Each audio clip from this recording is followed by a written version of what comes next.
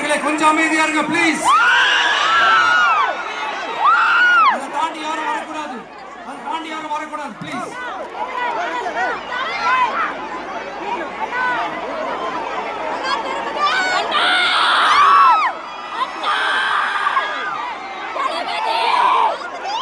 நெஞ்சில் குடியிருக்கும்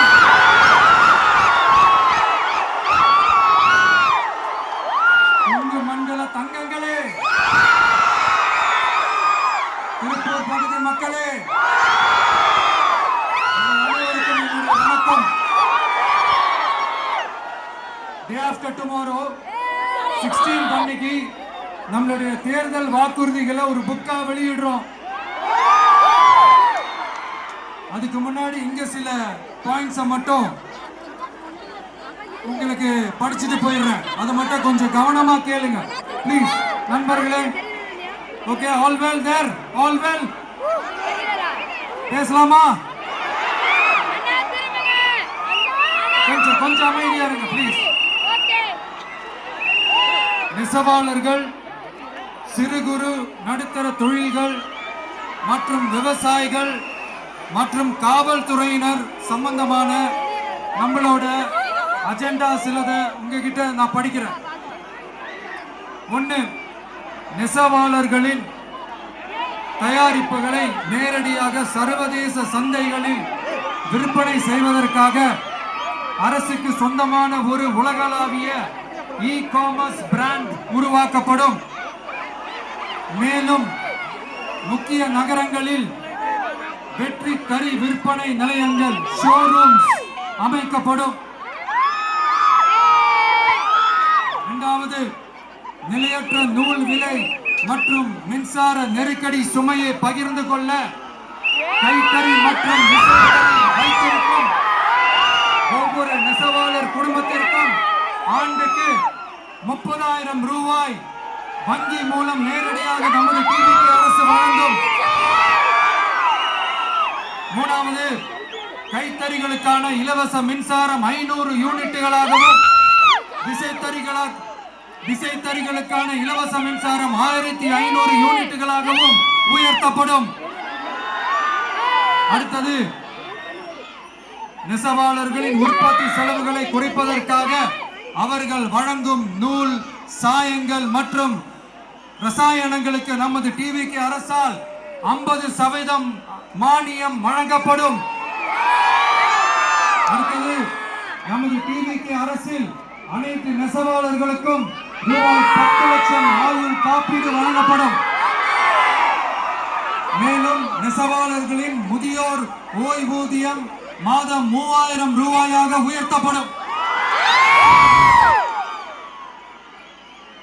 குறு சிறு மற்றும் நடுத்தர தொழில்களின் வளர்ச்சி, லட்சக்கணக்கான வேலை வாய்ப்புகளை உருவாக்குற துறையில ஒண்ணுதான் இந்த MSMEs. இந்தியாவிலேயே அதிகமான MSMEs இருக்கிற மாநிலங்கள்ல நம்ம தமிழ்நாடு ஒண்ணு. ஆனா இப்படிப்பட்ட இந்த பெருமைக்கு இன்னும் மிக பெருமை சேர்த்தது யார் தெரியுமா? இந்தியாவிலே அதிகமான MSME நிறுவனங்கள் மூடப்பட்டதுல தமிழ்நாடு தான் 2வது மாநிலம். இந்த பெருமையை உண்டாக்குறது ஆட்சியோட மிகப்பெரிய சாதனை. இப்போ இந்த குறு சிறு மற்றும் நடுத்தர தொழில்களோட வளர்ச்சிக்காக நம்ம டிவிகே அரசு என்னெல்லாம் செய்யும் கொஞ்சம் முதல்ல,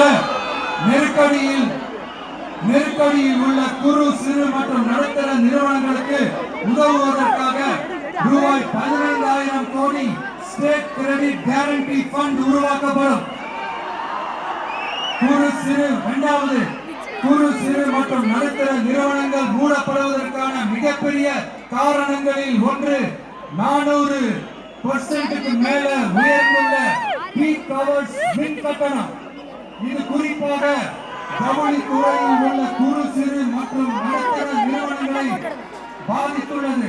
டிவிகே குறு சிறு மற்றும் நடுத்தர நிறுவனங்களுக்கான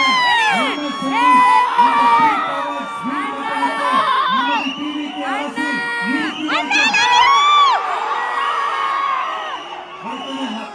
விரிவான ஆய்வுக்கு பிறகு மின் கட்டணத்தை முறைப்படுத்த மேலும் குறு சிறு மற்றும் நடுத்தர நிறுவனங்கள் அடுத்து வரும் 5 ஆண்டுகளுக்கு 100% மின்சார வரி விலக்கை பெறும். அடுத்தது குறு சிறு மற்றும் நடுத்தர நிறுவனங்கள் உலக அளவில் போட்டி போடுவதை உறுதி செய்வதற்காக அவற்றை நவீனமயமாக்க ஒரு யூனிட்டுக்கு ரூபாய் 50 லட்சம் வரை என்ற அளவில் 35% நேரடி மூலதன மானியத்தை நமது டிவிகே அரசு வழங்கும்.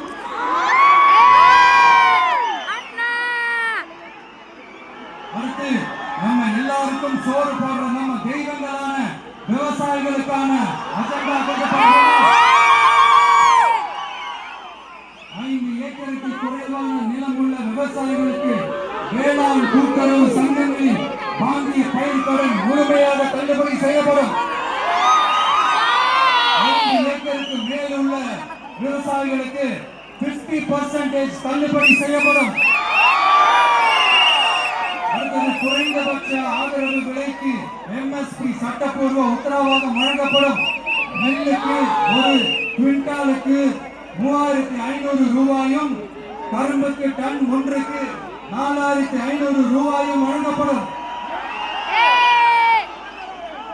உழவர்களின் தோழன் திட்டத்தின்படி குத்தகை விவசாயிகள் மற்றும் விவசாய தொழிலாளர்களுக்கு ஒரு குடும்பத்திற்கு ஆண்டுக்கு ரூபாய் 10,000 ரூபாய் அவர்களின் நேரடி முதலீட்டு ஆதரவு தொகையாக வழங்கப்படும்.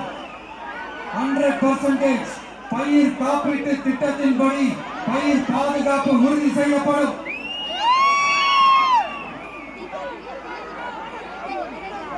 கடைசியாக நமது அரசு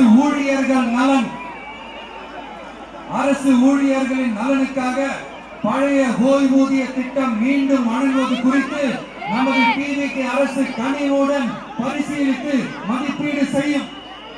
அடுத்தது 5 அல்லது அதற்கு மேற்பட்ட ஆண்டுகள் தொடர்ச்சியாக அரசு பணியை நிறைவு செய்துள்ள அனைத்து தற்காலிக ஆசிரியர்கள், செவிலியர்கள் மற்றும் எழுத்தர் பணியாளர்களை நமது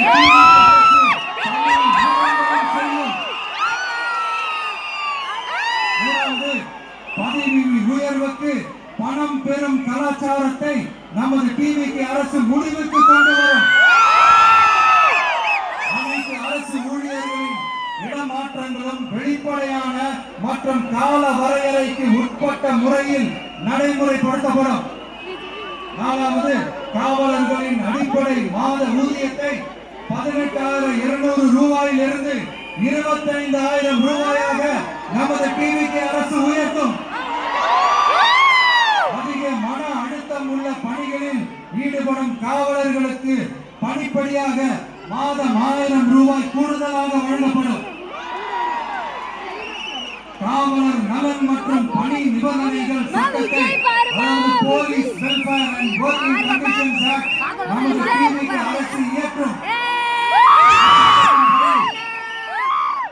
காவலர்களின் பணி நேரங்கள் முறைப்படுத்தப்படும். அதிக பணி சுமை கொண்ட காவலர்களுக்கு வாரத்திற்கு ஒரு சுழற்சி முறை விடுமுறையை உறுதி செய்யப்படும். சலவை பணியை, அதாவது வாஷிங் அலவன்ஸ் 500 ரூபாயிலிருந்து 1000 ரூபாயாக உயர்த்தப்படும். மேலும் மதுரை, கோயம்புத்தூர், திருச்சி, திருநெல்வேலி, சேலம் மற்றும் வேலூர் ஆகிய இடங்களில் காவலர் நல மருத்துவமனைகள் நமது டிவிகே அரசு நிறுவும். கடைசியாக பெண் காவல்துறை அதிகாரிகள் பாதுகாப்பு நெறிமுறை அல்லது பாதுகாப்பு பணிகளுக்கு பணியமர்த்தப்பட மாட்டார்கள். பெண் காவல்துறை பணியாளர்களுக்கென தனி ஓய்வறைகளும் நடமாடும் டாய்லெட் யூனிட்டுகளும் அமைக்கப்படும்.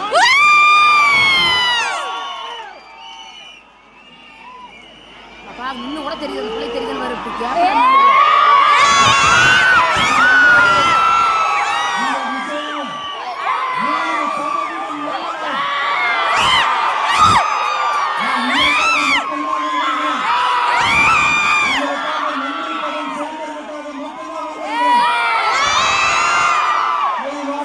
கொடுத்து நான் உங்களை ஏமாற்ற மாட்டேன்.